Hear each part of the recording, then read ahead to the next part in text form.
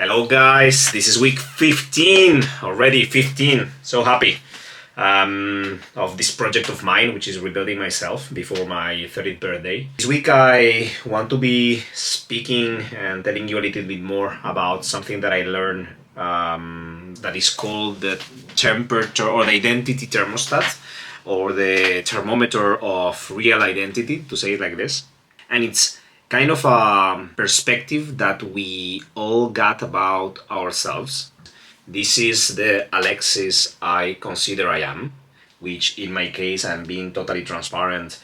Whatever work I do, I still consider myself not a successful entrepreneur. I have been doing, this is my fifth venture. So I have been doing this in the past. The only thing that gets me away from considering myself an entrepreneur or a real one is the fact that I haven't had a successful business. And that can get, I wouldn't say scary, but it can jeopardize also the way of thinking you might have about yourself, which is if your definition of success is really far from reality, you can do your job and you can do the job of an entrepreneur and never consider yourself one. And this is kind of the risky thing that we might fall into if we are not careful. And this is my case. So that's the reason why I'm telling you this. It's not an example, it's exactly my life.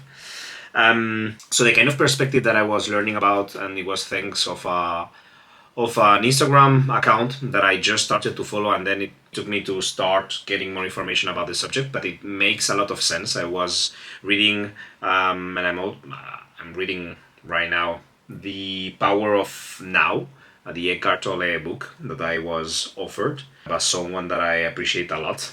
And I must say that it's kind of related with what I was mentioning in previous videos about the fact that you might consider what your brain is doing to you, not for you. And from there, if you are able to recognize that that's happening, then you are able to change it. And this is kind of the complicated thing, because this week I have been experiencing the fact of knowing what's happening and how my brain is doing the tricks, but paying the consequences of trying to solve it and trying to block it, the bad thoughts and bad feelings. And it doesn't work as well as I thought. At least I wasn't able to do it as good as I was expecting to. This is kind of a complicated thing, because I think that everybody gets to a moment when they feel and they understand that something is happening to them and they need to get the tools right to be able to solve it.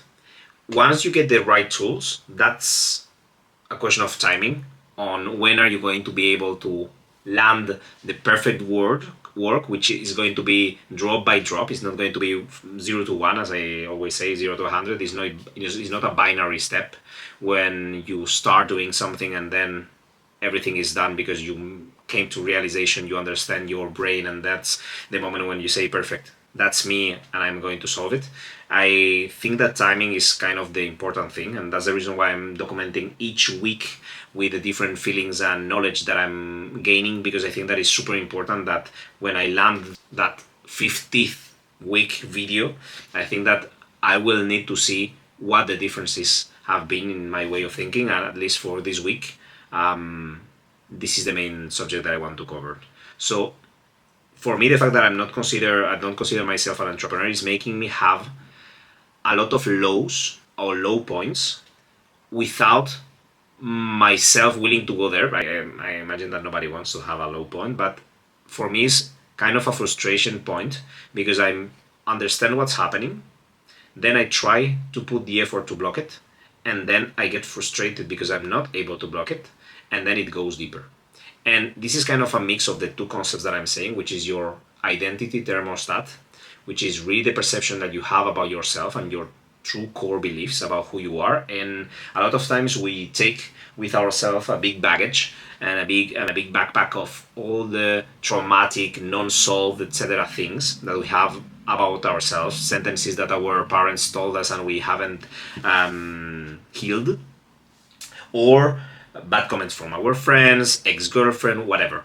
And I think that all those things get or at least they land into your mind and they get stuck there until you really rebuild yourself, which is the objective of this series. And rebuilding yourself is really redesigning and making a new vision of who or how do you define yourself, what is the identity of this version of yours right now, which is Alexis. And I'm going to use this video, knowing that I still have 5 minutes. I want to make this video 10 minutes at least. And I'm going to try to do it out loud, because I think that is the best exercise. While you are speaking, you start thinking about things that as it has been happening during those videos. So I'm going to try to do it here in front of you, okay? So first of all, the things that I consider about myself is that first, I'm not a true entrepreneur. Second, I'm able to recognize that I have a lot of potential, and this is myself labeling myself. People will say, no, you don't. But I think if you get to know me, you will be able to say, yes, he has potential. Not because it's a true nature, and I was like this always, but because of all the effort that has been compounding through the years. I think that is starting to pay out, and I think that whenever I'm able to talk with someone, whether if it's as a friend, professional, etc., I think that you can see that there's something there that might flourish and at a given moment be of high value for someone, for society, for friends, for the world, etc. And the thing is that as someone who considers himself as high potential, whenever you don't get things done as you expect, then you start guessing yourself. And the more the time goes by, the more I start thinking that maybe that potential will never flourish.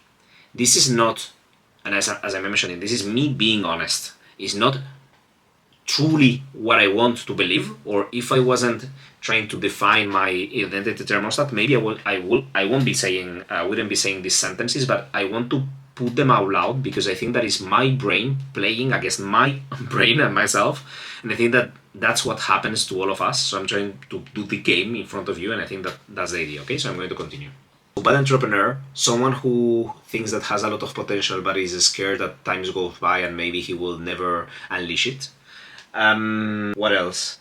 I'm someone who that I'm capable of everything, and same thing, the more times go by I start to understand my limitations, which is a kind of a super frustrating feeling, because maybe when I was younger I didn't understand totally how the world was built and the full potential, but now that I'm capable of seeing more and more and more, I'm not only comparing myself much more, but I'm also seeing that there are things that even if I wanted to, I wouldn't be able to do them.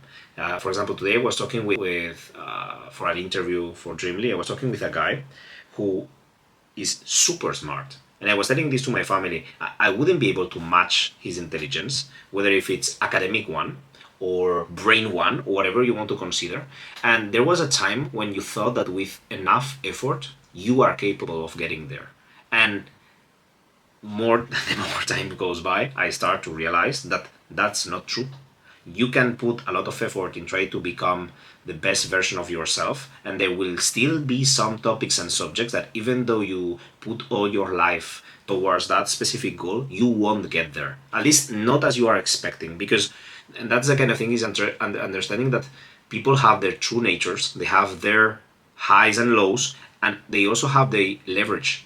And some people have specific skills and gifts in certain subjects, and even though you work as hard as you can, you won't get there.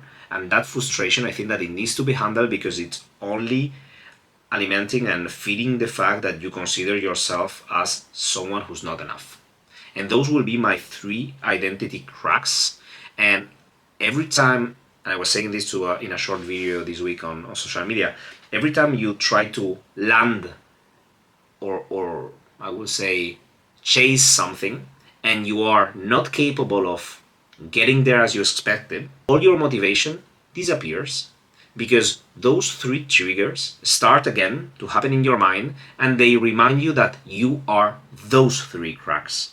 And even though you are trying to put yourself in front of a social mirror, which at the end is only the computer, because I'm working here alone in this desk, so there's no one next to me, but my own perception about myself is there as if I was talking to a mirror, and then your brain puts those three cracks in front of you and you completely go to your lows. So I have been experiencing kind of a roller coaster ride in terms of emotion this week, because I can be not high, because I haven't had highs this week, but I can be normal and then go to fucking shit really fast, only because something fails, and then I'm triggered again to those three identity cracks, meaning you are not enough, you are not a real entrepreneur, and there are things you have a lot of limitations and you are not going to get there.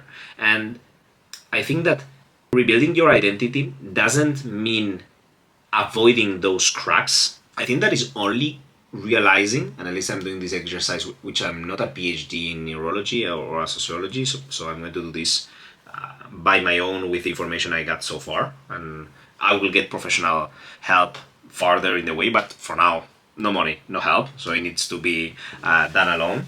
So I think that for me, myself, is understanding that an entrepreneur is not someone who has success, is someone that's trying. That will be the most important thing, because when you start changing the definition of something and you make it more realistic, then you will understand that there are a lot of entrepreneurs in the world, a lot of them, and only a certain range are successful. So being an entrepreneur is something that I want to be, and this sentence is giving you the exact crack of what I was mentioning, is what I am, not what's something that I want to be. I'm already an entrepreneur. Even though I'm not a successful one in the eyes of someone else's, I had some successes which are important, because the definition that those people that saw me try will get about me is he's an entrepreneur trying. So if I'm not capable of understanding that trying already gives you the label, then I'm in the wrong. That will be the first one. Second, I think that the conception that we have limitations is a reality. It's not something that I should be scared or make myself feel frustrated when I start thinking about those things. I think that is the natural fact of a human being, and the only thing I need to reposition myself is, as when I'm creating content, trying to find the niche and get your definition, is how will you describe yourself really humbly, and that definition must be the one you stick with. You don't need to be more than what you already are. And let me rephrase this. You can be moving forward in life, trying to make yourself a better person, work on some things to improve them, but you already are those things. Example, I can tell you that I'm a good friend. Am I going to keep on working to be a good friend? Of course.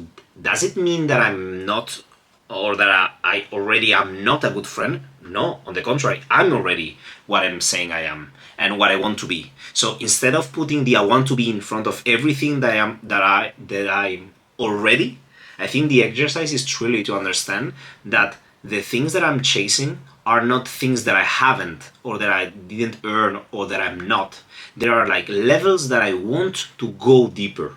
Meaning, am I an entrepreneur? Yes. Do I want to go to level 136, which in my definition is a successful entrepreneur with a life of someone who's helping other people because he feels that he's in his word to do something more that only helps himself to get rich and have a family, and from there have to manage their expectations about helping others, etc. And don't comfort in a life where you are only thinking about yourself and trying to make your life in earth a little bit bigger by helping people maybe you don't know, people you love, people you hate.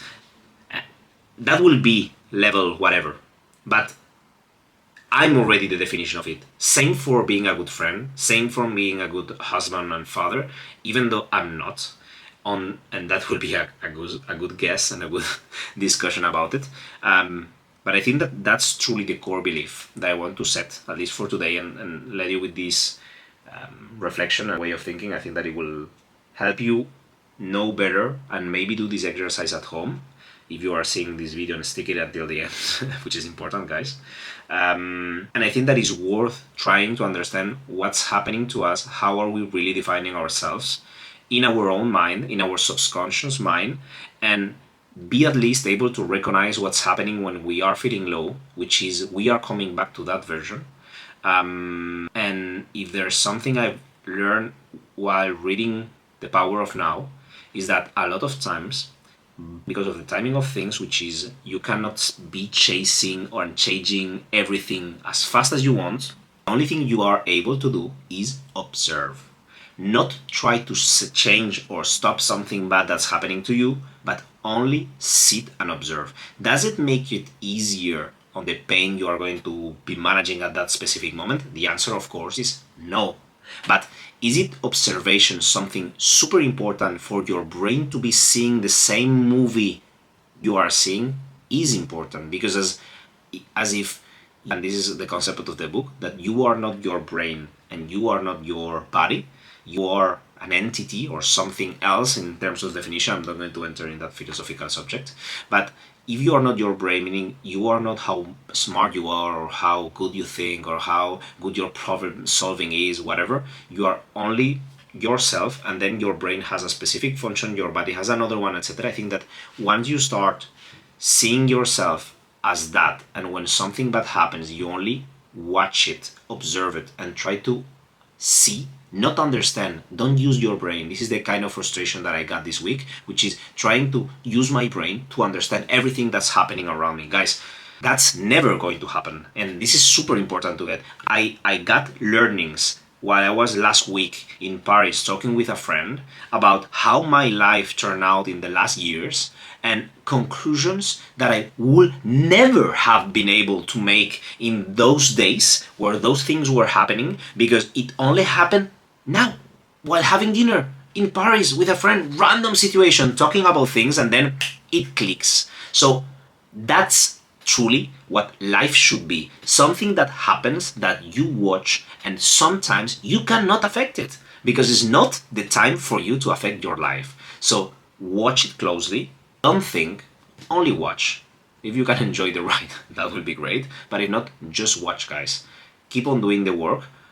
That is what I'm going to be doing. Sorry because this video is longer than what I expected, but this is my stage. Even though I get 0 views, this is the reason why I'm doing these videos. So for me, it's the perfect feeling, and the feeling that I want to have every time I click on this play button. So thanks for watching. If you are still there, see you next week, week 16. I have a lot of things that I'm planning and a lot of moves that I'm doing in this chess game.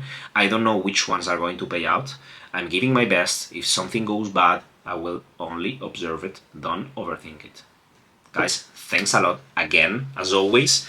Super happy to be here in this new decor, which is my new desk. And guys, see you next week.